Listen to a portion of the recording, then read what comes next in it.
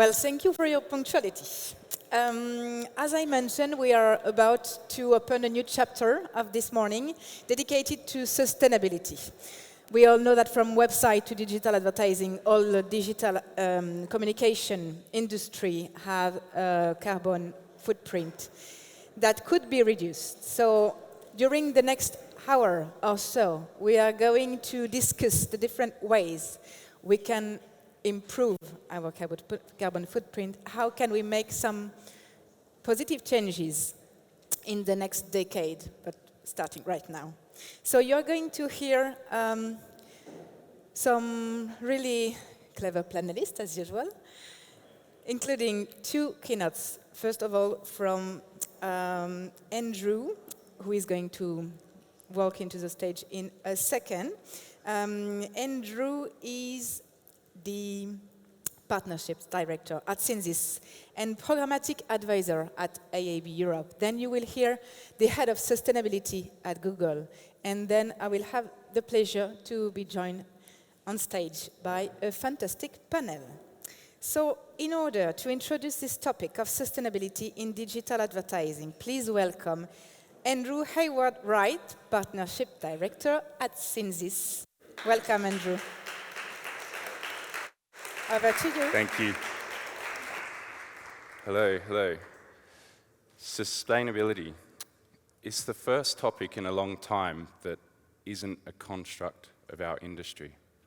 It's not like the cookie apocalypse. It's not like cookieless identity or brand safety or anything like that, which are obviously very important topics. It's an issue which has a wider social impact and awareness of the general population. And for good reason. Global CO2 emissions have continually increased year on year, only reducing in recent years due to a decline in international travel, which was obviously, the reason for that was due to COVID-19. And like COVID-19, sustainability or climate change doesn't know geopolitical boundaries. It doesn't care what industry you're in. It is a global issue at nature. And that global issue was brought to the centre stage by COP26 last year, where politicians and policymakers came together to make an ambition and change targets to ensure that we reached a net zero target in 2050, as well as maintaining global temperatures below 1.5 degrees. However, as the conference went on, it became quite clear and apparent that policymakers potentially were falling short. A good example of this is the former Prime Minister of my dearly beloved country, Australia, not changing any of Australia's goals or targets and instead turning around and saying we will rely on technological advances from private sectors. So therefore, the onus is actually on those private sectors to innovate and drive change and reduce the carbon emissions of the global economy. And the internet and our advertising industry is no exception to this rule, with 2% of global emissions coming from the internet, or 1.1 gigatons of CO2 being produced every single year. This puts us on par with the aviation industry. Now, the good news is, as an industry, we have started to change and take note, with things like AdNet Zero starting conversations, or the IPA and WPP's work in measurement, and technical innovations from individual companies, like at SeenThis as well. However, we have a problem. Whilst we all work in behavioural science, the art of influence, changing perception, making people aware, making their behavioural changes, the difficulty is that the internet isn't a tangible thing. Unlike aviation, where many of us now will consider the flights that we take, or should we use a train, or should we offset? I'm quite certain that not many of you at the end of the week turn to your friend at the pub or the wine bar, wherever you are, and say, you know what, I watched a lot of YouTube, I did a lot of Instagram surfing, and those websites, the page loads was really heavy. I need to find a way to reduce my carbon footprint of my internet browsing. It's just not going to happen. We're a society that's based on consumption of more and more and more and more. So therefore, change has to come from within our own industry.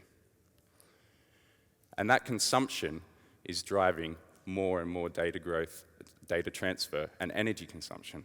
And it's driven by three main factors: an explosion of video content, which is estimated at about 40% growth year on year, a shift to the mobile internet, which takes up more energy than fixed broadband connection, and higher user expectations, with Gen Z wanting instant loading experiences, HD quality assets, and devices getting bigger and better screen resolutions. The quality of data and assets we have to send across the internet is only going to grow. And as a snapshot, the ads themselves represent about 60 million tons of CO2 per year, or 45 million passenger vehicles on the road, or 2,000 billion plastic bags produced every single year.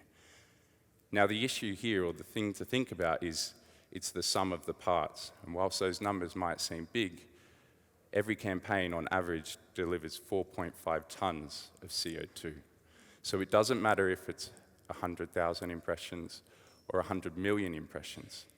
Every impression counts, and we need to look at a way to reduce the CO2 impact of our campaigns. In order to do that, we need to understand what drives these emissions. And the best way to do that is look at the internet as a supply chain, sending information and data from point A to point B, through data centers, core networks, content delivery networks, access networks, and then to the end user's device. Each of these emit their own energy and therefore produce CO2. So what is it that we as an industry can actually do to create change? There's three main categories. First is look at increasing the efficiency of the technology that we use.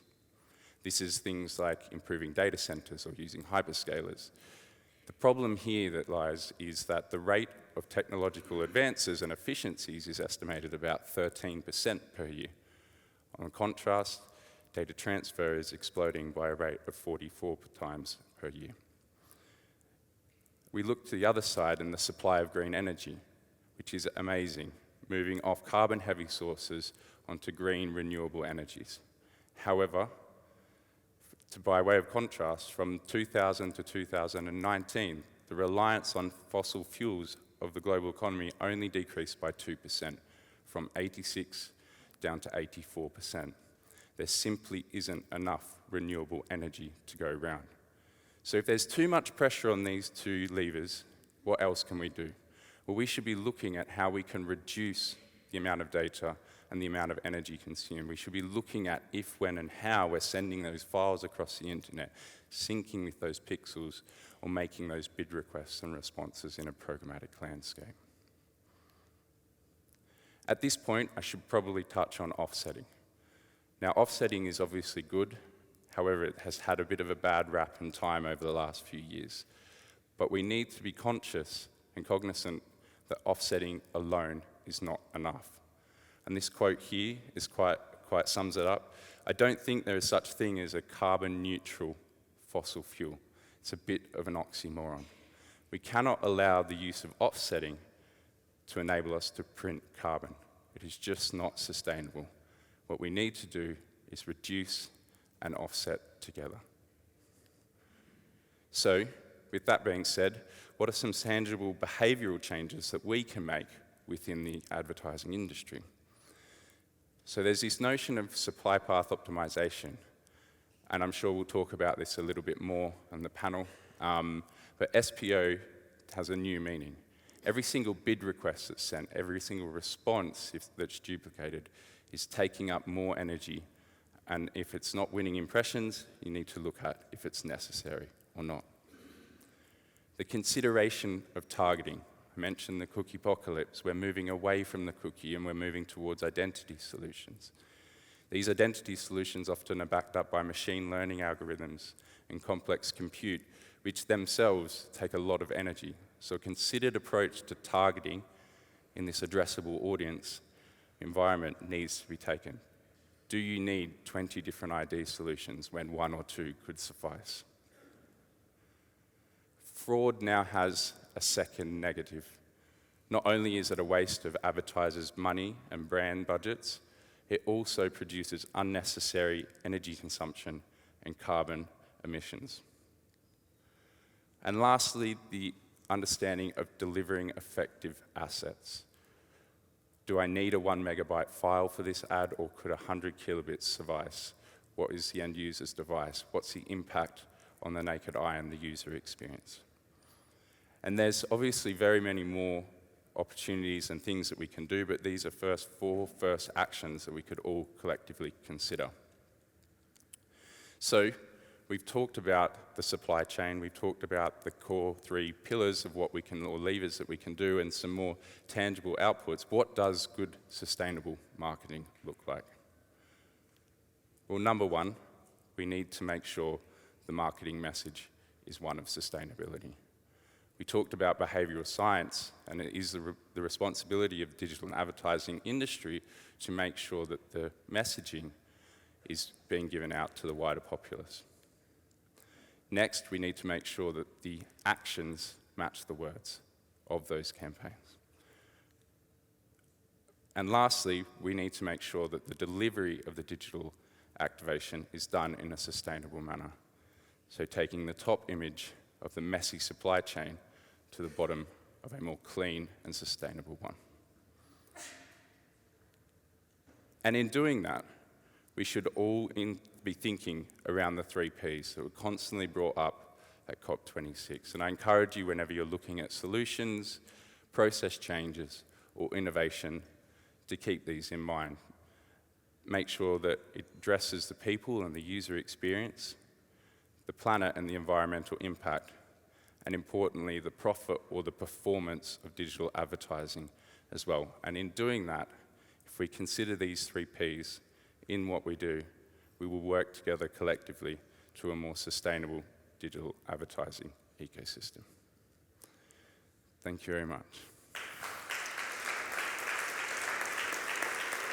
Thank you.